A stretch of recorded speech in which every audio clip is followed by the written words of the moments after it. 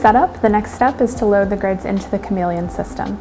You can load in up to 8 grids at a time. These are our special self-wicking grids with nanowires on them, and the nanowires need to face to the right. This is the only manual handling step of the entire process, and we have built self-centering slots to make it easier to load the grids in.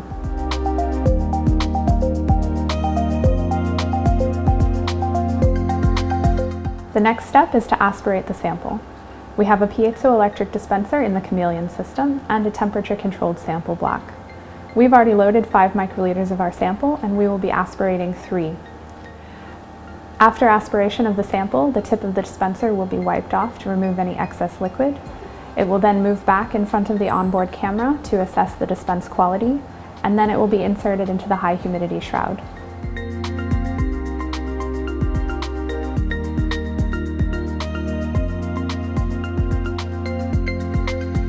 The next step is to glow discharge our grids. Up to 4 grids can be glow discharged at a time using our onboard glow discharger. Each grid is picked up automatically by the robotic tweezers and placed into the glow discharger.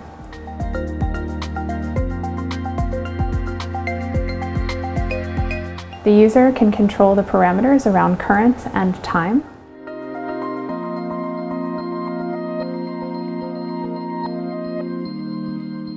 After glow has been applied, each grid is then picked up, ready to be moved on to the next step in the workflow, which is to characterize the wicking process.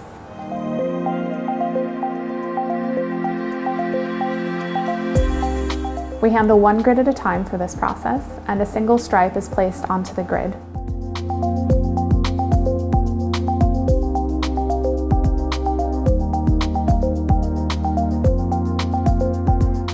An automated algorithm is then used to assess the wicking process and suggest an appropriate plunge time to the user. The user still has final control, though, over what plunge time is used.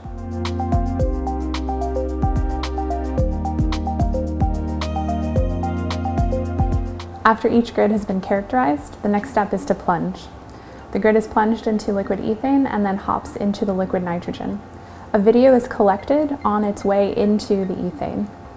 The user then can assess this video and decide whether or not to accept or reject this grid. If the grid is accepted, it's placed into the storage button. If the grid is rejected, it's moved into a disposal area, and we can move on to the next grid immediately. The fastest dispense to plunge time for the Chameleon is 54 milliseconds. This allows researchers to deal with air-water interface issues within their samples. Another benefit of the Chameleon system is the ability to screen the quality of your grids prior to putting them into an electron microscope.